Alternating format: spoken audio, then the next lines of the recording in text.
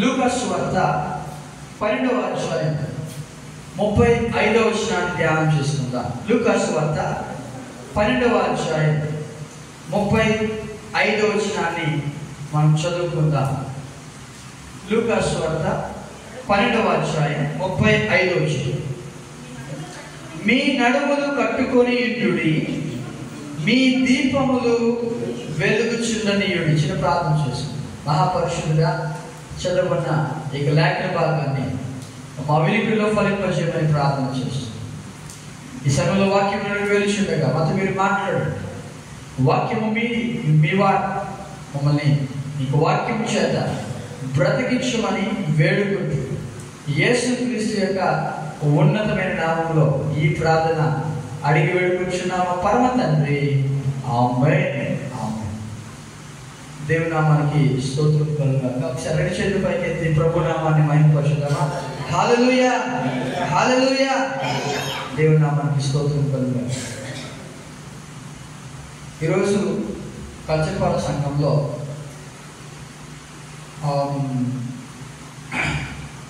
ఆరాధన 10:30 ఆరాధన కరెక్ట్గా 12:30 అయిపోతుంది. ఒక నిమిషం కూడా అటు ఇటు అనుకుంటా 12:30 క్లోజ్, 10:30 స్టార్ట్ చేస్తాం. ప్రతి వారం చెప్తున్నాను, కొద్దిమంది మాత్రమే 10:30 వస్తున్నాం, ఎవరు రావట్లేదు. ఈరోజు ఆశ్చర్యం ఏంటంటే అందరూ టోటల్ సంఘం అంతా కూడా 10:30 వచ్చేస్తారు. 10:30 గంటలకి వెళ్ళి మొత్తం నిండిపోయాడు. నేను ఆశ్చర్యపడ్డాను. చాలా అందరూ కూడా వచ్చేసారు. నిజంగా వాళ్ళ యొక్క ముఖాల్లో కూడా సంతోషం. ఎందుకు మాట చెప్పానంటే మనం కూడా 5 o'clock ఆరాధన ఉంటుంది. 5 o'clock మనం రావడానికి ప్రయత్నించాం రావద్దు. ప్రయత్నం చేస్తేనే దేవుడు నడిపిస్తాడు. ప్రయత్నం చేయకుండా దేవుడు మనల్ని నడిపించాడు. కాబట్టి రావడానికి మీరు రావద్దు, ప్రయత్నించేందుకు ట్రై చేయండి. అదే పాస్ మీరు ఎలాగంటారు, రావద్దంటారు. వస్తే రాలేదు, అలా అనుకుంటే రాలేదు, కానీ ప్రయత్నం చేస్తే ఖచ్చితంగా రాదు. కాబట్టి ఎందుకు ఈ మాట చెప్పానంటే మిమ్మల్ని బలపరచడానికే, అంతేగాని మరొక విషయం ఏం కాదు. మనము దేవుని సన్నిధిలో సంపూర్ణంగా గడపాలి. అప్పుడే సంపూర్ణమైన ఆశీర్వాదాన్ని పొందుకుంటాం. దేవుడికి స్తోత్రం.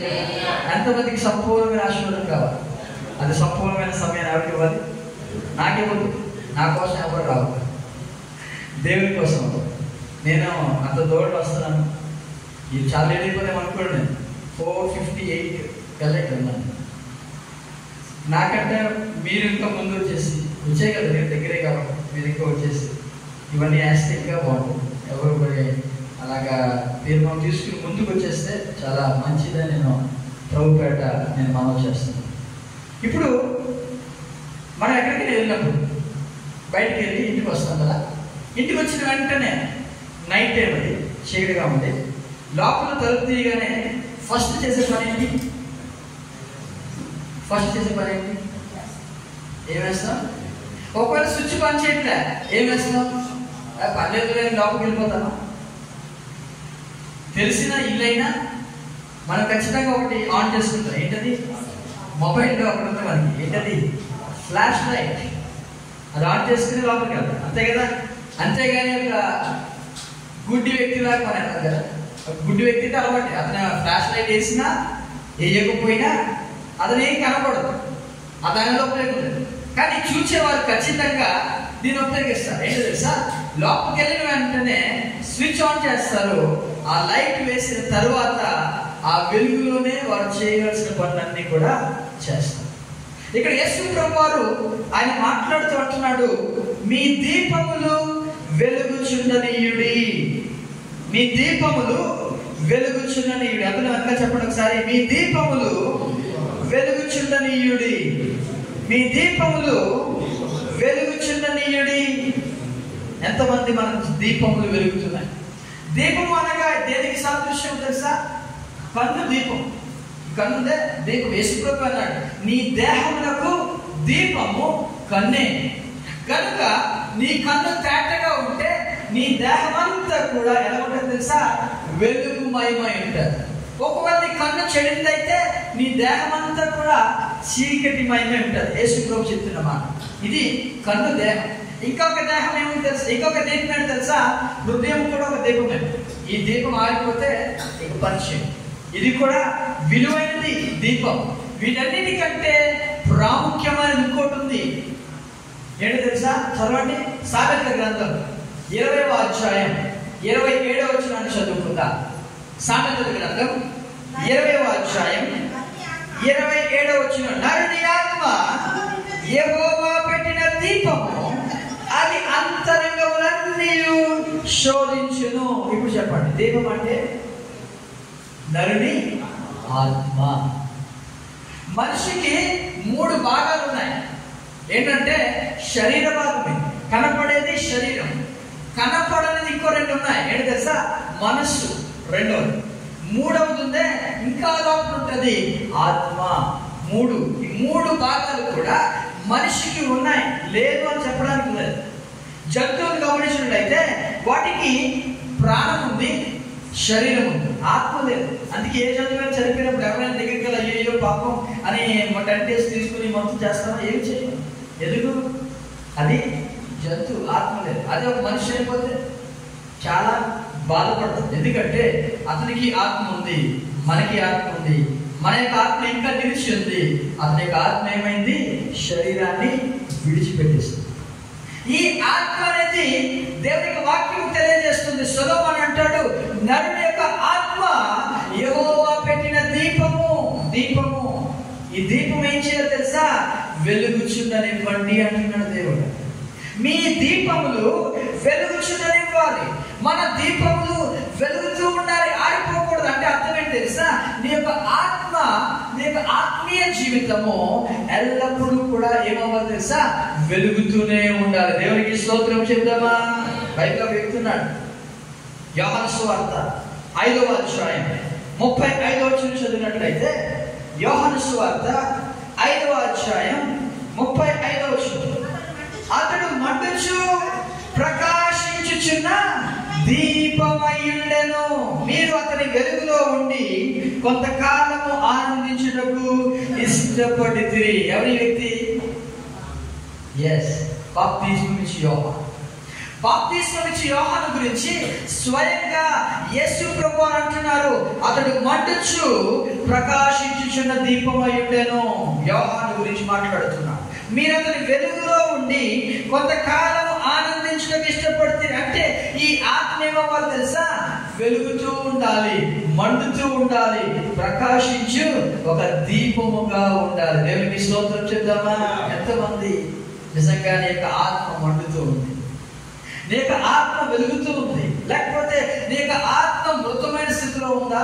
యేసు ప్రభువుని ఎరగకుండా ఉన్న వ్యక్తి యొక్క ఆత్మ ఎలా తెలుసా? ఆత్మీయంగా చనిపోయిన వ్యక్తి. ఆ వ్యక్తి ఆత్మ బ్రతికలేదు. కానీ యేసు ప్రభువుని ఎరిగిన తర్వాత ఈ యొక్క ఆత్మని దేవుడు ఏం చేశాడు తెలుసా? ఆయన వెలిగించాడు.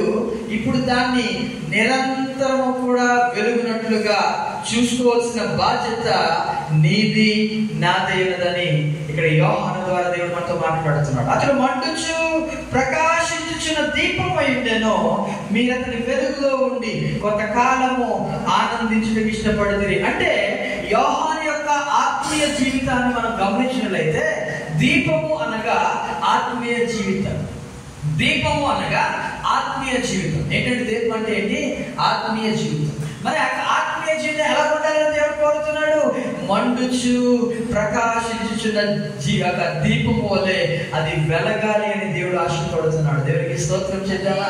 అదే ఎలాగలిగింది? 3 విషయాలు యోహాను యొక్క జీవితం నుండి గమనించినట్లయితే, యోహాను యొక్క ఆత్మీయ జీవితం నుండి 3 విషయాలు గమనించవచ్చు. ఏంటి తెలుసా? యోహాను బాప్తిస్మిచ్చి యోహాను యొక్క జీవితం ఎలాంటి చెప్పమంటారా? సాధారణమైన జీవితం. ఎలాంటి జీవితం అని? సాధారణమైన జీవితం. అతనేమి గొప్పలు కోరుకోలేదు. ఎక్కడ కూడా నేను ఎలా ఉండాలి అలా ఉండాలి ఏమి కోరుకోలేదు. సింపుల్ లైఫ్, అంటే సాధారణమైన జీవితం. అతని యొక్క వస్త్రాలు ఎలాంటి తెలుసా? ఒంటె యొక్క రోమములు, ఒంటె వస్త్రాలంట. అంతేకాదు నడుమునికి తోలు దట్టి కట్టుకునేవాడు. బెల్ట్ కూడా కాదు, తోలు దట్టి కట్టుకొని ఒంటె యొక్క రోమముల యొక్క వస్త్రాలతో అతడు అరణ్యంలో ఉండేవాడు. అతని యొక్క ఆహారం ఏంటి చెప్పమంటారా? బిర్యానీ కాదు, చికెన్ బిర్యానీ కాదు, నాకు అది కావాలి ఇది కావాలంట. అతని యొక్క ఆహారం అంట మిడతల యొక్క ఆహారం. ఎందుకు? అడవులు ఏం దొరుకుతుంది? అదే కదా. ఆయన తేనె, అడవి తేనె, ఈ రెండు మాత్రమే తినేవాడు. దాంతో కడుపు నింపుకునేవాడు. దాంతో అతడు మొత్తం దేవుని యొక్క సేవను జరిగించిన సింపుల్ లైఫ్, అంటే ఒక చిన్న సాధారణమైన జీవితం. ఈనాడు మనుషుడు సాధారణ జీవితం కాదు, ఏం కావాలి తెలుసా? గొప్ప స్థాయి, గొప్ప స్థితి కావాలని కోరుకుంటాడు. యోహాను ఎప్పుడు కూడా కోరుకోలే, సింపుల్ గా ఉండాలి. అంటే మనకి ఆత్మీయ జీవితం ఎలా ఉండాలి తెలుసా? సాధారణమైన స్థితిలోనే ఉండాలి. దేవునికి స్తోత్రం చేద్దామా? రెండవది ఉపేక్షించుకున్న జీవితం అండి యోహానుది. అంటే యేసుని హెచ్చించిన జీవితము, యేసుని ఎక్కడ కూడా తృణీకరించలేదు. ఒకరోజు కొంతమంది వచ్చారు, యోహాను గారు ఇదిగో యేసు ప్రభువుకి మీరు బాప్తిస్మం ఇచ్చారు కదా, ఆయన కూడా బాప్తిస్మం మొదలు పెట్టాడు. కదండి మాట, మీరు యేసు ప్రభు బాప్తిస్మం ఇచ్చారు కదా, ఇప్పుడు యేసు ప్రభు వారు కూడా వేరే ప్లేస్ లో మరొకరికి బాప్తిస్మం ఇస్తున్నాడు అని అంటే, అప్పుడు యోహాను ఏమనాలి? ఆయన ఇప్పుడే అంతస్తులకు వెళ్ళిపోయాడా? ఆయన తీసుకురావాల్సి ఆయనతో మాట్లాడుతానుంటూ ఏమనలేదు. ఆయన హెచ్చవలసినది, నేను తగ్గవలసినది, తగ్గించుకున్న జీవితం అండి. దేవునికి స్తోత్రం చేద్దాం. ఎంతమంది మన యొక్క ఆత్మీయ జీవితాన్ని తగ్గించుకుని మనం బ్రతుకుతున్నాం? హెచ్చిపోకూడదు. తను తాను హెచ్చించుకున్నవాడు తగ్గించబడతాడు, తను తాను తగ్గించుకున్నవాడు అంతకు యేసు ప్రభు అన్నాడు, స్త్రీలు కలిగిన వారిలో యోహాను కంటే గొప్పవాడు ఎవ్వరు కూడా లేదు అని చెప్పినాడు. కారణం తెలుసా? యోహాను అన్నాడు, ఆయన హెచ్చవలసినది, నేను తగ్గవలసినది. తగ్గించుకున్న జీవితం, సాధారణమైన జీవితము.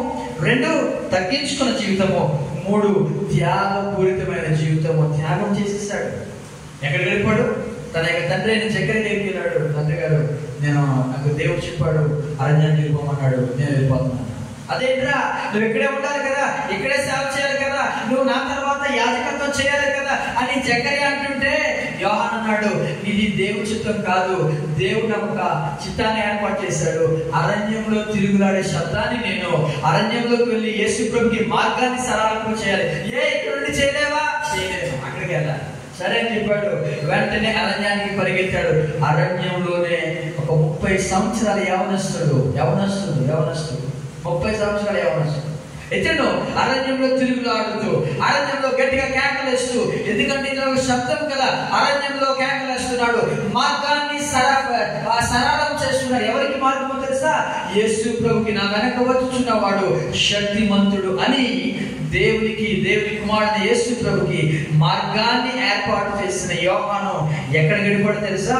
అరణ్యంలో గడిపాడు. ఇదండి ఒక ఆత్మీయ జీవితము. ఆత్మీయ జీవితం, మన యొక్క ఆత్మీయ జీవితం ఎక్కడ గడపని ఆశపడతాం మనం? దేవుడు చెప్పిన ప్రదేశాన్ని గడప మనం చాలాసార్లు లగ్జూరియస్ గా, అంటే విలాసవంతమైన స్థితిలో ఉండాలని ఆశపడతాం కదా. ఆత్మీయ జీవితం ఎక్కడ అంటే విలాసవంతమైన ఆత్మీయ జీవితం. కానీ యోహాను అలా లేదండి. అరణ్యంలో గడిపాడు. అరణ్యంలో కేకలేస్తూ ఉన్నాడు. అరణ్యంలో కేక వేయించిన ఒక శబ్దం అని యెషయా భక్తుడు ఎప్పుడో ప్రవచించాడు. అదే ప్రవచనం యోహాను జీవితంలో అతను నెరవేర్చబడినట్టుగా మనం చూస్తున్నాం. అంతేకాదు, అరణ్యంలో గడిపిన యోహాను ఒకరోజు హేరోదు పిలిచాడు. హేరోదు దగ్గరికి వెళ్ళాడు. హేరోదు ప్రజల్లో పెట్టాడు, చెరసాలలో పెట్టాడు. చెరసాలను ఎక్కడికి తీసుకెళ్ళి తెలుసా? ఒక కత్తితో యోహాను యొక్క తలను నరికి వేసే స్థితిలో కూడా యోహాను దేవుని విడిచిపెట్టలేదు. త్యాగపూరితంగా గడిపాడు. దీపము ఆత్మీయ జీవితాన్ని చూపిస్తుంది. దేవునికి స్తోత్రం చేద్దాం. మన దీపం ఎలా ఉందండి? దేవుడు చూపించేస్తున్నామా? సింపుల్ గా గడుపుతున్నామా? లేకపోతే ఆ సుఖ భోగాల కోసం? దేవుని వాక్యం తెలియజేస్తుంది, సుఖ భోగాలయందు ఆసక్తి కలిగిన ఒక వ్యక్తి ఎలా ఉంటాడో తెలుసా? బ్రతికియుండి చచ్చిన వారితో సమానం అంట. ఎక్కడ బతికితే సుఖ భోగ. అలాగనే సుఖం ఉండకూడదా పాస్టర్ గారు అంటే? సుఖం ఉండకూడదా అంటే దేవునిలోనే సుఖం ఉంది. దేవుని యొక్క బయట సుఖం అనేది లేదు అనే మరొకసారి నీకు తెలియజేస్తున్నాను. యోహాను యొక్క ఆత్మీయమైన క్రమశిక్షణ, సాధారణమైన జీవితం గడిపాడు, తగ్గించుకున్న జీవితం గడిపాడు. ఎక్కడ కూడా మరి ఆ యొక్క గర్వం అనేది రాకుండా గడిపాడు. త్యాగపూరితమైన ఒక జీవితాన్ని గడిపాడు. మనం ఏం చేస్తున్నాం? త్యాగం ప్రభు కొరకే ఎక్కడైనా సింపుల్ గా బ్రతకగలుగుతున్నామా? ప్రభు కొరకే మనము ఉపేక్షించుకున్న జీవితం, అంటే తగ్గించుకున్న జీవితాన్ని గడపగలుగుతున్నామా? అంతేకాదు, త్యాగపూరితమైన ఒక జీవితాన్ని యోహాను బ్రతికాడండి. మనం ఎలా బ్రతుకుతున్నాం? దీపము ఆత్మీయ జీవితాన్ని చూపిస్తూ ఉంటుంది. మన యొక్క ఆత్మీయ జీవితం ఎలా ఉందో ఒకసారి పరిశీలన చేసుకుందాం. రెండవది, ఈ యొక్క దీపము వెలగాలంటే ఏం కావాలి? చదవండి, లేవియకాండం 24వ అధ్యాయం.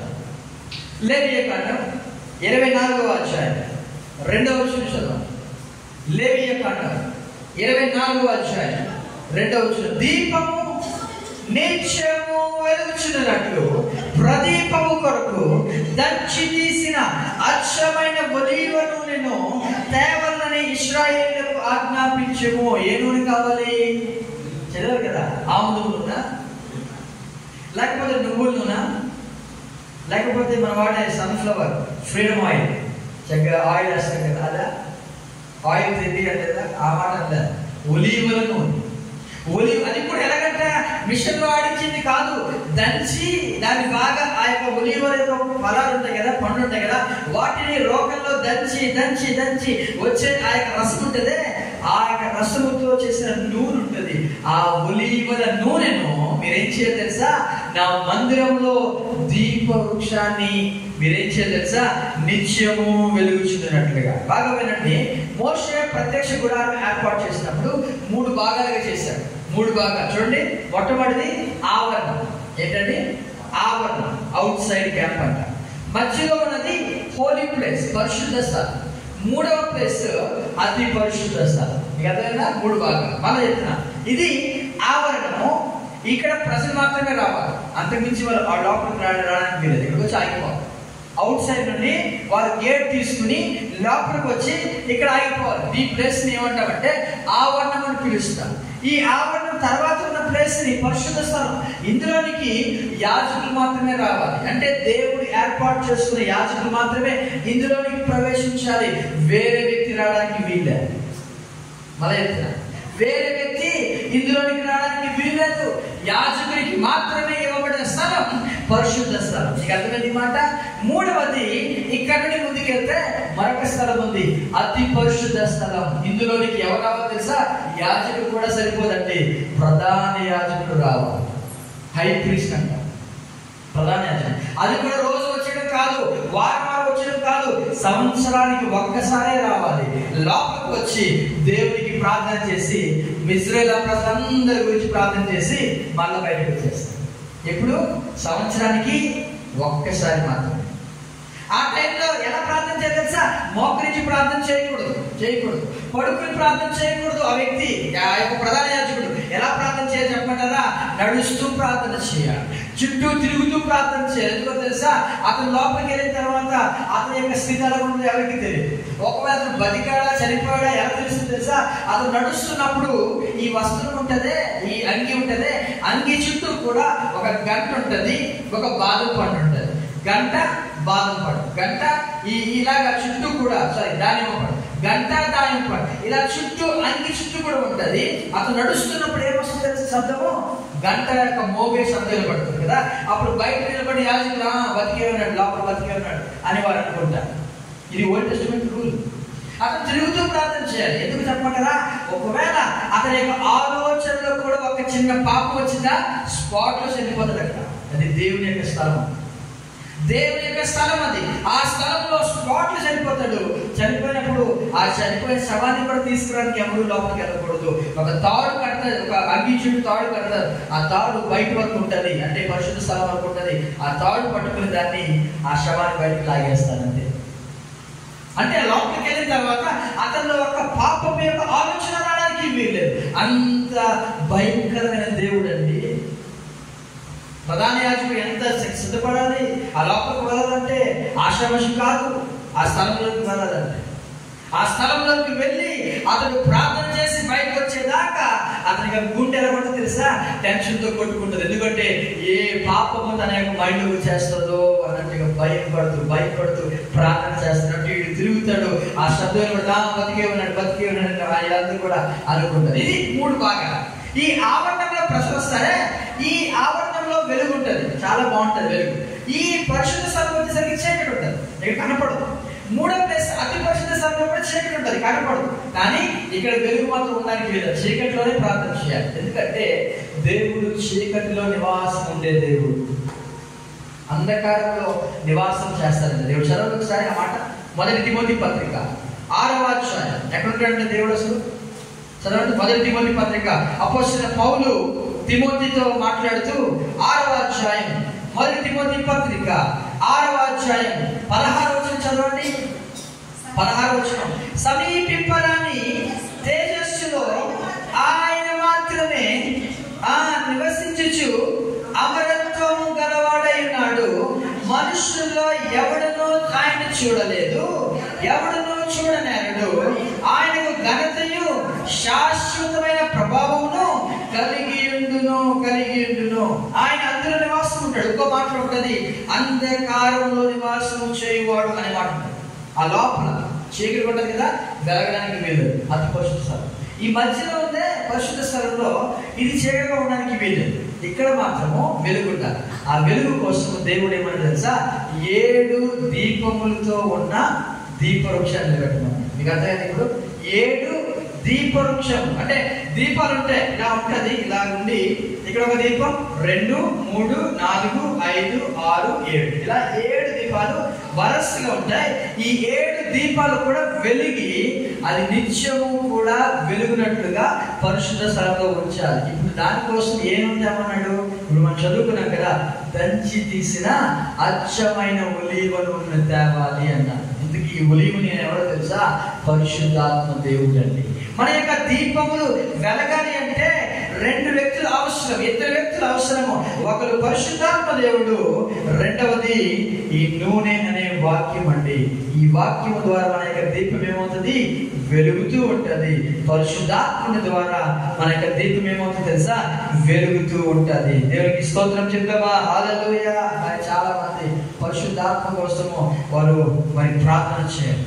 పరిశుద్ధాత్మ అవసరం లేనట్టుగా జీవిస్తాడు. పరిశుద్ధాత్ముడు మనల్ని అభిషేకిస్తాడు. పరిశుద్ధాత్ముడు మనల్ని వెలిగిస్తాడు. పరిశుద్ధాత్ముడు మనల్ని స్వస్థపరుస్తాడు. అంతేకాదు, ఒకవేళ దేవునికి దూరం అయిపోతే మరలా దేవుని దగ్గరికి వచ్చినట్లుగా మరలా మన జీవితాలను పునరుద్ధరిస్తాడు పరిశుద్ధాత్ముడు. దేవునికి స్తోత్రం చెప్తామా? హల్లెలూయా. నూనె అనేది పరిశుద్ధాత్మ యొక్క పని అండి. నూనె అనేది పరిశుద్ధాత్మను చూపిస్తుంది. పరిశుద్ధాత్ముడు మన జీవితంలోనికి మనం ఆహ్వానించాలి. మన జీవితంలో ఉండినట్లుగా ఆయన కోరుకోవాలి. పరిశుద్ధాత్ముడు మన జీవితంలో నిత్యము నివసిస్తేనే మన యొక్క దీపం ఏమవుతుంది తెలుసా? నిత్యము వెలుగుతుంది. దేవునికి స్తోత్రం చెప్తామా? ఎలా వస్తుంది పరిశుద్ధాత్ముడు? యేసు ప్రభువుని అంగీకరించి బాప్తిస్మం తీసుకుంటే అప్పుడు పరిశుద్ధాత్ముడు అవతరిస్తాడు. పరిశుద్ధాత్ముడు మనలోనికి వస్తాడు. మనలో మన యొక్క ఆత్మను పరిశుద్ధాత్మ వెలిగిస్తాడు. మన యొక్క ఆత్మ ఏమో తెలుసా? నిత్యము వెలిగినట్లుగా చేస్తాడు. చదవండి, దావీదు యొక్క జీవితంలో కొన్ని విషయాలు పరిశుద్ధాత్మ గురించి మనం చూద్దాం. 2వ సమూయేలు గ్రంథం 21వ అధ్యాయం 17వ వచనం చదవండి. 2 సామ్యూయల్ 2వ సమూయేలు 21వ అధ్యాయం 17వ వచనం. 2వ సమూయేలు 21వ అధ్యాయం 17వ వచనం చదవండి. సెరూయా కుమారుడైన అబీషై రాజును ఆదుకొని ఆ ఫిలిస్తీని కొట్టి చంపెను. దావీదు జనులు దీన్ని చూచి, ఇశ్రాయేలీయులకు దీపమగు నీవు ఆరిపోకుండానట్లు నీవిక మీదట మాతో కూడా యుద్ధమునకు రావద్దని అతని చేత ప్రమాణము చేయించిరి. దావీదు ఒకరోజు అలసిపోయాడు. యుద్ధానికి వెళ్ళాడు, అలసిపోయాడు. యుద్ధంలో శత్రువుల దగ్గర అలసిపోకూడదు. ఆ అలసిపోయినప్పుడు ఏమైంది తెలుసా? శత్రువులు ఒక దెబ్బ వేసేసరికి దావీదు అలసిపోయాడు కదా, యుద్ధం చేయలేకపోయాడు. అప్పుడు ఒక వ్యక్తి సైనికుడు దావీదుని పట్టుకున్నాడు, ఆదుకున్నాడు. దావీదుని పక్కకు తీసుకెళ్ళిపోయాడు. అప్పుడు జనందరూ అంటున్నారు, దావీదు గారు మీరు మా దగ్గర రావద్దు, యుద్ధాల్లో మాకు రావద్దు, మీరు అప్పుడే వయసు అయిపోయింది, మీరు మాతో రావద్దు. మీరు వస్తే ఏమవుతుంది తెలుసా? ఇశ్రాయేలుకు దీపమైన నీవు ఏమవుతావు? ఆరిపోతావు. అంటే దీపముగా ఈ యొక్క యోహాను గురించి మనం నేర్చుకున్నాం. ఇప్పుడు రెండో వ్యక్తి దీపముగా దావీదు యొక్క జీవితం కనబడుతుంది. ఈ దీపముగా ఎలా మారాడు? ఆ దీపంలో ఉన్న నూనె పరిశుద్ధాత్మ దేవుడు ఏ విధంగా దావీదు మీదకి వచ్చాడు మనందరికీ తెలుసు. ఒకరోజు సమూయేలు యెష్షయికి వెళ్ళాడు. యెష్షయికి వెళ్ళి, నీ కుమారులందరూ ఇక్కడే ఉన్నారా అడిగారు. ఉన్నారండి అన్నాడు. పిలువ అన్నప్పుడు మొదటి వచ్చాడు ఏలియాబు. రాగానే కండలు తిరిగింది దేహం, చాలా హైట్ ఉన్నాడు, అబ్బబ్బా దేవుడు ఏర్పాటు చేసుకుంది ఇతనే అని సమూయేలు అనుకుని లేచి అతన్ని అభిషేకం చేయబోతూ ఉంటే దేవుడు అన్నాడు, సమూయేలు వెయిట్, ఇతను కాదు, ఇతన్ని తోసివేశాను అన్నాడు. అదేంటి ప్రభా, కండలు తిరిగి దేహం అంటే నీవు అతని యొక్క అవుట్ సైడ్ చూస్తున్నావు, అతని యొక్క బాహ్యాన్ని చూస్తున్నావు, నేనైతే అంతరింద్రియాన్ని చూస్తున్నాను. దేవుడికి స్తోత్రం చెప్తావా? దేవుడు మన హృదయాన్ని చూస్తున్నాడు. నీ హృదయం ఎలా ఉందో దేవుడు గమనిస్తున్నాడు. అయితే ఇతను చూసేశాను, రెండో వ్యక్తిని పిలవమన్నాడు. రెండో వ్యక్తి కూడా బాడీ చాలా బాగుంది. అసలు రెండో వ్యక్తి మొదటి వ్యక్తి ఎక్కడ తెలుసా? సౌలు యొక్క సైనికుల్లో సైనికులు, సైన్యాధ్యక్షుడు. వారు కూడా సైనికులు నడిపించే సైన్యాధిపతిగా సౌలు పెట్టుకున్నాడు. ఎవరెవరిని? దావీదు యొక్క ముగ్గురు అన్నాను. ముగ్గురే కాదు, మొదటి అన్ని, రెండో అన్ని, మూడు అన్ని, ఇంకా చాలా మంది అన్నాం. అయితే మొత్తం వీళ్ళందరినీ పిలుస్తున్నాడు. అందరినీ చెప్పాడు, లెక్కని కోరుకోలేదు. ఆరుగురు అయిపోయారు. ఇంకెవరైనా ఉన్నారా అడిగింది యశ్య. ఇంకెవరైనా ఉన్నారంటే ఉన్నాడయ్యా, వాడు బయట గొర్రెలు కాసుకున్నాడు. పిలువాడిని, వాడు వచ్చేదా ఇక్కడికి కూర్చున్నాడు. వాడు రాగానే చూశాడు, మొహంతా కూడా సుందరంగా ఉంది, బాగా అలసిపోయినాడు, చెమటలు పట్టేసాయి. అతని యొక్క చేతిలో కర్ర ఉంది. అతను వస్తూ ఉంటే దేవుడు అంటున్నాడు, సమయాలు కూర్చుంది చాలుదే, అతను వస్తున్నాడే, అతను నేను ఏర్పాటు చేస్తున్నాను, అతను అభిషేకించాడు. కానీ అతను రాగానే మోకరించాడు, ఆ నూనె పోసి ఆ దావీదుని అభిషేకించాడు. నాటి నుండి పరిశుద్ధాత్మ దేవుడు దావీదు మీదకి బలముగా దిగి వచ్చాడు. దేవునికి స్తోత్రం చెప్తామా? పరిశుద్ధాత్మ దేవుడు చాలా మంది తృణీకరిస్తారు. పరిశుద్ధాత్మ దేవుడు ఆ దావీదు యొక్క జీవితంలోకి వచ్చిన తర్వాత దావీదు యొక్క జీవితం ఎలా మారిపోయింది తెలుసా? జయకరమైన జీవితంగా మారిపోయింది. ఏ జీవితం అండి? జయకరమైన జీవితం. ఒకరోజు అభిషేకం పొందిన తర్వాత యథావధిగా జీవితం మళ్ళీ వెళ్ళింది. ఆ నాన్నగారు అన్నారు, బాబు దావీదు, అభిషేకం పొందింది నువ్వు ఏదో అటు చేయడానికి కాదు, నాకు సేవ చేయడానికి అన్నాడు. సరే నాన్నగారు ఏం చేయమంటే ఈ గొర్రెలు తీసుకు మేపు అన్నాడు. ఆ గొర్రెలు తీసుకెళ్తున్నాడు మేపుతూ తను పాడుకుంటున్నాడు. ఏ పాట? యెహోవా నా కాపరి, నాకు దేవి కలుదని పాడుతూ ఉంటే ఒక సింహం వచ్చేసింది, ఒక గొర్రె పిల్లని దాన్ని ఖర్చుకుని పరిగెడుతూ ఉంటే నాకెందుకు అనుకోలేదు, పరిశుద్ధాత్మతో నింపబడిన దావీదు దాని వెనకాల పరిగెత్తాడు. ఆ సింహాన్ని పట్టుకుని దాని యొక్క నోరుని చీల్చివేసి ఆ నోటిలో నుండి ఆ గొర్రె పిల్ల విడిపించాడు. దేవునికి స్తోత్రం చేద్దాం. ఎలా సాధ్యమైందండి? పరిశుద్ధాత్మ ద్వారా ఆ యొక్క దావీదు ఏమైంది తెలుసా? జయకరమైన జీవితాన్ని జీవించాడు. మరొకసారి ఎలుగుబంటి వచ్చింది. ఆ ఎలుగుబంటి కూడా దావీదు యొక్క మందలో గొర్రె పిల్ల ఎత్తుకెళ్ళిపోతూ ఉంటే దావీదు వదిలిపెట్టలేదు. పరుగున ఆ ఎలుగుబంటి వెనకాల వెళ్ళాడు. ఎలుగుబంటి యొక్క నోటిని చీల్చివేశాడు. ఆ నోటిలో నుండి ఆ గొర్రె పిల్ల విడిపించాడు. జయకరమైన జీవితం. పరిశుద్ధాత్మ నీలో ఉంటే విజయమైన జీవితాన్ని జీవించగలమండి. పాపము జోలికి వెళ్ళకుండా పరిశుద్ధాత్మను కాపాడుతాడు. ఒకవేళ సాతాను ఆ యొక్క సింహం రూపంలో, ఎలుగుబంటి రూపంలో వచ్చిన ఆ యొక్క సింహాన్ని ఏం చేయగలమనము? దాని యొక్క నోటిని చీల్చివేసే శక్తి పరిశుద్ధాత్మ దేవుడు మనకి ఇస్తాడు. దేవునికి స్తోత్రం. అందుకే లోకంలో ఉన్నవాడి కంటే మీలో ఉన్నవాడు గొప్పవాడు. పరిశుద్ధాత్ముడు దావీదు మీదకి వచ్చినప్పుడు ఏమైంది? జయకరమైన జీవితాన్ని జీవించాడు. రెండవ జీవితం ఎలా తెలుసా? జయకరమైన జీవితం ఉందని ఎల్లవేళ జయకరమైన జీవితం ఉండదా? కొన్నిసార్లు కష్టం వస్తుంది, నష్టం వస్తుంది. అరణ్యపు జీవితాన్ని కూడా జీవించాడు దావీదు. ఒకరోజు ఏమైంది తెలుసా? సౌలు తన దగ్గర ఈటిని పట్టుకున్నాడు. సౌలు దావీదుని చంపడానికి విసిరినప్పుడు దావీదు తప్పించి వెళ్ళిపోయాడు. ఎక్కడికి వెళ్ళిపోయాడు తెలుసా? యూదారణ్యానికి, పారాను అరణ్యానికి, బేర్షెబా అరణ్యానికి, ఇలా అరణ్యాలు తిరుగుతూనే ఉన్నాడు. అరణ్యపు జీవితంలో పరిశుద్ధాత్మ దేవుడు సహాయం చేశాడు. లూకా సువార్త 4వ అధ్యాయం 1వ వచనం చదవండి ఒకసారి. లూకా సువార్తలో 4వ అధ్యాయం 1వ వచనం చదివినట్లయితే యేసు ప్రభువు గురించి రాయబడి చదవండి. యేసు పరిశుద్ధాత్మ పూర్ణుడై యోర్దాను నది నుండి తిరిగి వచ్చి 40 దినములు ఈ మాట నుండి ఆత్మ చేత ఎక్కడికి నడిపించబడ్డాడు? ఎవరి చేత నడిపించబడ్డాడు? ఆత్మ చేత. ఎక్కడికి నడిపించబడ్డాడు? చాలా మంది ఏమనుకుంటారు తెలుసా? పరిశుద్ధాత్మ వచ్చేసినంత మాత్రాన నేను చక్కగా ఏదో ఒక మంచి పూల పాటలోకి వెళ్ళిపోతాను, లేకపోతే ఒక మంచి స్థితిలోకి వెళ్ళిపోతాను. రాంగ్ అండి. యేసు ప్రభు వారు 30 సంవత్సరం వచ్చేసరికి యోర్దాను నదికి వెళ్ళాడు. బాప్తిస్మ యోహాను దగ్గర బాప్తిస్మ తీసుకున్నాడు. ఆయన ఒడ్డుకు రాగానే ఆకాశం తెరవబడింది. పరిశుద్ధాత్ముడు పౌరాకారం వలె ఈ యొక్క యేసు ప్రభు యొక్క భుజాల మీద వాలిన తర్వాత ఈ యొక్క ఆత్మ అంటే పరిశుద్ధాత్మ ఎక్కడ తీసుకెళ్తున్నాడు? రా నేను అక్కడ దగ్గర తీసుకెళ్తా అన్నాడు. ఆయన ఆశ్చర్యపోతే ఎక్కడికి వెళ్ళిపోతున్నట్టే ఆయన వచ్చేసరికి అరణ్యం కనపడింది. అరణ్యంలో నడిపించబడ్డాడు. ఇందాకేమో దావీదు యొక్క జీవితంలో కూడా అంతే, జయకరమైన జీవితం జీవించిన దావీదు ఇప్పుడు ఎక్కడికి వెళ్ళాడు తెలుసా? సింహాన్ని చంపేశాడు దావీదు, ఎలుగుబంటి చంపేశాడు. ఒకరోజు గొలియాతు వచ్చాడు. ఆ గొలియాతుని కూడా హతమార్చింది ఎవరో తెలుసా? దావీదు మాత్రమే. దేవునికి స్తోత్రం చేద్దామా? పరిశుద్ధాత్మతో నింపబడిన దావీదు గొలియాతుని కూడా చంపగలిగాడు. ఇప్పుడు ఒక సమస్య వచ్చింది. పరిశుద్ధాత్ముడు ఆ యొక్క సౌలుని మరి ఆ దావీదుని చంపడానికి మరి ఆ యొక్క సౌలు ఈటి విసిరినప్పుడు పరిశుద్ధాత్మతో నింపబడిన దావీదు ఎక్కడికి పరిగెత్తాడు తెలుసా? అరణ్యంలోనికి పరిగెత్తాడు. యేసు ప్రభువు ఆ యొక్క పరిశుద్ధాత్మను పొందుకున్న యేసు ప్రభువు ఎక్కడికి వెళ్ళారు? ఆత్మచేత 40 దినములు అరణ్యంలో నడిపించబడి అపవాది చేత శోధించబడ్డకు ఆయన వెళ్ళాను అనే మాట మనం చదువుతున్నాం. అంటే ఆత్మ ఎక్కడ తీసుకెళ్ళాడు? అరణ్యానికి తీసుకెళ్ళాడు. సాతాను ఎక్కడ తీసుకెళ్ళాడు? శోధనలోకి తీసుకెళ్ళాడు. ఆత్మ ఎప్పుడైతే దావీదు మీదకి వచ్చిందో దావీదు యొక్క జీవితము అరణ్య జీవితంగా మారిపోయింది. మూడవది, దావీదు యొక్క జీవితము విలువైన జీవితంగా మారిపోయింది పరిశుద్ధాత్మ వచ్చిన తర్వాత.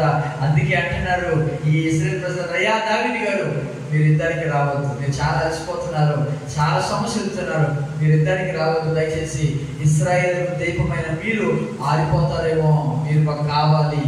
దేవుని కోసం బ్రతకడంలో విలువైన జీవితముగా దేవుడు దావీదు యొక్క జీవితాన్ని మార్చివేసింది. దేవుడికి స్తోత్రం చెప్తామా? మన జీవితం విలువైనది. పరిశుద్ధాత్మని కలిగిన మన జీవితాలు విలువైనవి. చాలా మంది తమను తాము ఏం చేసుకుంటూ తెలుసా? హాని చేసుకుంటూ ఉంటారు. హాని చేసుకున్న వ్యక్తి ఎవరు తెలుసా? సాతాను చేత నింపబడిన వ్యక్తి. అదే విలువైన జీవితంగా భావించే వ్యక్తి ఎవరు తెలుసా? దేవుని యొక్క పరిశుద్ధాత్మతో నింపబడిన వ్యక్తి. దేవునికి స్తోత్రం చేద్దామా? హల్లెలూయా. కాబట్టి నూనె అనేది మన జీవితంలో దేని చూపిస్తుంది? పరిశుద్ధాత్మను చూపిస్తుంది. పరిశుద్ధాత్మ యొక్క జీవితం ఎలా ఉంటుంది? జయకరంగా ఉంటుంది. అరణ్యం యొక్క జీవితంగా ఉంటుంది. విలువైన జీవితముగా ఉంటుంది. అంటే అరణ్యంలో ఉన్నంత మాత్రాన చచ్చిపోవాలని ప్రేరేపణ సాతాను కలిగిస్తాడు. ఎందుకు? అరణ్యంలో శోధించేదే అపవాది. అరణ్యంలోకి వెళ్ళిపోయినప్పుడు దేవుడి యొక్క ఆత్మ అరణ్యానికి నడిపిస్తే ఇటువంటి సాతానుడు నేను శోధించడానికి వచ్చాడు. ఎసేదకి వచ్చాడు. దేవుడి కుమారుడు నీ రాళ్ళు రొట్టెలుగా చేసుకోవచ్చు కదా, లేదా ఇక్కడ దూకేయచ్చు కదా, నువ్వు దేవదూతలు పట్టుకుంటారు కదా, నాకు మొక్కితే ఇవన్నీ ఇచ్చేస్తాను. ఇవన్నీ కూడా ప్రగల్భాలు. ఎవరు పలికారు? అపవాది పలికాడు. పరిశుద్ధాత్మ చేత తీసుకువెళ్ళబడిన నడిపించబడిన యేసు ప్రభుని మరి ఎదుర్కొని అపవాది శోధించడానికి వచ్చాడు. దావీదు యొక్క జీవితం కూడా జయకరంగా ఉంది. అరణ్యపు జీవితంగా ఉన్న తన యొక్క జీవితం ఎలాగో తెలుసా? విలువైన జీవితంగా దేవుడు మార్చివేశాడు. దేవునికి స్తోత్రం చెందామా? నీ జీవితము విలువైనది అని మరొకసారి దేవుడు మనతో మాట్లాడుతున్నాడు. సో ఈ దీపము వెలగాలి అంటే ఏం కావాలి? నూనె కావాలి. ఆ నూనె పరిశుద్ధాత్మ దేవుడు. ఇప్పుడు చక్కగా దీపం ఉంది, నూనె సిద్ధంగా ఉంది. ఇప్పుడు నూనె పోసి ఆ దీపాన్ని వెలిగించాం. ఇప్పుడు దీపం నుండి ఏమొస్తుంది బయటికి? చెప్పాలి, ఏమొస్తుంది బయటికి? వెలుగు వస్తుంది. ఏంటి వస్తుంది? వెలుగు. ఈ వెలుగు దేని చూపిస్తుంది చెప్పంటారా? మన సాక్ష్య జీవితాన్ని చూపిస్తూ ఉంది. ఏం చూపిస్తుంది? మన యొక్క సాక్ష్య జీవితాన్ని చూపిస్తుంది. ఫిలిప్పీ పత్రికలో అపోస్తలుడైన పౌలు మాట్లాడారు. చదవండి, 2వ అధ్యాయం. ఫిలిప్పీ పత్రిక 2వ అధ్యాయం 15వ వచనం 16వ వచనం చదవండి. నిష్కలంకులను అనింద్యులైన దేవుని కుమారులగునట్లు సనుగులను సంశయములను మాని సమస్త కార్యములను చేయుడి. అట్టి జనము మధ్యను మీరు జీవ వాక్యమును చేత పట్టుకొని లోకమందు జ్యోతుల వలె కనబడుచున్నారు. ఎందుకు అట్టి జనం అంటే? ఎట్టి జనము 14 వచ్చి చదివితే మనకు అర్థమవుతుంది. మీరు మూర్ఖమైన వక్ర జనము మధ్య, అది ఇది మనం ఎక్కడున్నాం? ఎక్కడున్నాము? అదే భాష అలాంటి మీకు తెలియదా? చందనగర్లో ఉన్నాం మనం. చందనగర్లో ఉన్నాం, కరెక్టే. ఎక్కడున్నాం? ఎలాంటి ప్రజల మధ్యలో ఉన్నాం? ఎటువంటి ప్రజలు? బైబిల్ చెప్తుంది వక్రజనం. అలాంటి ప్రజలు అంట వక్రజనం, ఇంకా మూర్ఖమైన జనం. మనం ఒకటి చెప్తే కూడా చేస్తాం. మూర్ఖమైన జనం. ఈ జనం మధ్య మనం ఎలా ఉండాలని దేవుడు కోరుతున్నాడు చెప్పమంటారా? జ్యోతుల వలె దేని పట్టుకొని? జీవవాక్యాన్ని పట్టుకొని. ఒకసారి అందరూ కూడా పట్టుకొని చూపించాను. ఒకసారి ఇలా చూపించాను. Very good. ఓకే, బైబిల్ సేవలు చేతులు ఒకసారి. ఓకే, అంటే నేను ఇవ్వడానికి నేను ఇస్తాను. నెక్స్ట్ వీక్ ఇస్తాను. తెస్తాను, దగ్గర ఉన్నాయి. మీకు కొత్త నిబంధన చిన్న బైబిల్, ఏదైనా బైబిల్ ఇస్తాను. ఉందా? లేదు, ఇప్పుడు లేదు. అంటే లేదు కదా? లేదు లేదు లేదు కూడా. ఓకే, మీకు నేను ఇస్తాను, తెస్తాను. ఇంగ్లీష్ కావాల్సిన ఇంగ్లీష్ ఉంది, తెలుగు కావాల్సిన తెలుగు. ఓకేనా? సో ఈ బైబిల్ పట్టుకోండి, పట్టుకోండి, అందరూ పట్టుకోండి సార్. ఇది జీవవాక్యం. ఏంటిది? జీవించే వాక్యం. ఇందులో యాక్టివ్నెస్ ఉంది. ఇది సజీవమైనది, రెండంచుల గల ఖడ్గము. దీన్ని పట్టుకొని మనం ఎలా ఉండాలి తెలుసా? జ్యోతుల వలె మనం ఏం చేయాలి? వెలుగుతూ ప్రకాశించినట్లుగా మనం నిలవాలి. అంటే మన యొక్క సాక్ష్య జీవితము, మన యొక్క జీవితము ఇతరులను ప్రభావితము చేసేంతగా మనం జీవించాలి. దేవుడికి స్తోత్రం చెప్తారా? ఎవరైనా మనం చూస్తున్నప్పుడు క్రైస్తవుడా? అవునండి అని చెప్పకుండానే మన యొక్క జీవితాన్ని చూసి క్రైస్తవులు ఎలా ఉంటారా అన్నట్టుగా మనం జీవించాలి. క్రైస్తవులు లోకం యొక్క జనం మధ్య జీవవాక్యము చేత పట్టుకొని లోకమందు ఎలా ఉండాలంటే జ్యోతుల వలె కనబడుచున్నారు. అంటే మన యొక్క సాక్షి జీవితం, మన యొక్క సాక్షి జీవితం. బైబిల్ ఎన్ని సువార్తలు ఉన్నాయి? ఎన్ని సువార్తలు ఉన్నాయి? 4 సువార్తలు. చెప్పగలరా? మత్తయి సువార్త, మార్కు సువార్త, లూకా సువార్త, యోహాను సువార్త. తర్వాత లేదు, ఇంకా అంతే 4 సువార్తలు. మళ్ళీ చెప్పండి. మత్తయి సువార్త, మార్కు సువార్త, లూకా సువార్త, యోహాను సువార్త, స్టీవెన్ సువార్త. 5ది నేనే సువార్త. ఇప్పుడు ఆ ప్లేస్ మీరు పెట్టుకోండి పేరు నవీన్ సువార్త. మత్తయి సువార్త, మార్కు సువార్త, లూకా సువార్త, యోహాను సువార్త. మనం చదివితే అన్యులు 5వ సువార్త చదువుతున్నారు. 5వ సువార్త ఎవరో తెలుసా? నువ్వే. నువ్వు చదువుతున్నా. మనమేమో బైబిల్లో ఉన్న మత్తయి సువార్తలో ఉన్న సత్యాన్ని, మార్కు సువార్తలో ఉన్న సత్యాన్ని, లూకా సువార్తలో ఉన్న సత్యాన్ని, యోహాను సువార్తలో సత్యాన్ని మనం చదివి ఆనందిస్తుంటే మన జీవితాన్ని చదువుతూ వీళ్ళు ఎలా ఉన్నారు, మేము కూడా ప్రభు దగ్గరికి వస్తే ఎంత బాగుంటుందని అనుకుని కొంతమంది ఉంటే, అమ్మో వీళ్ళు ఎలా ఉన్నారు, మేము రామ్ బాబోయ్ వీళ్ళు ఎలా ఉన్నారంటే మేము ఇంకా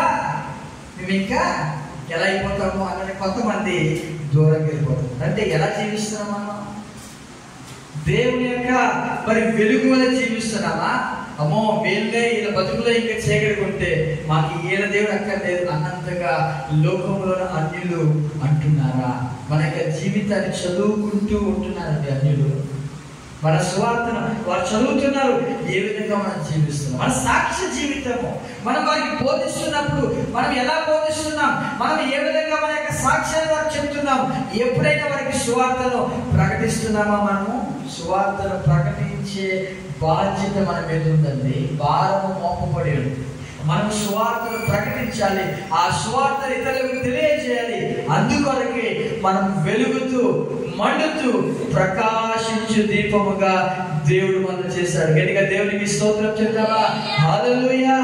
కాబట్టి ఎంతమంది మరి ఆ విధంగా సాక్ష్యం ఇస్తున్నారంటే, పౌలు యొక్క సాక్షి జీవితం చూసినట్లయితే మొట్టమొదటిది పౌలు యేసే క్రీస్తు అని సాక్ష్యం ఇస్తున్నాడు.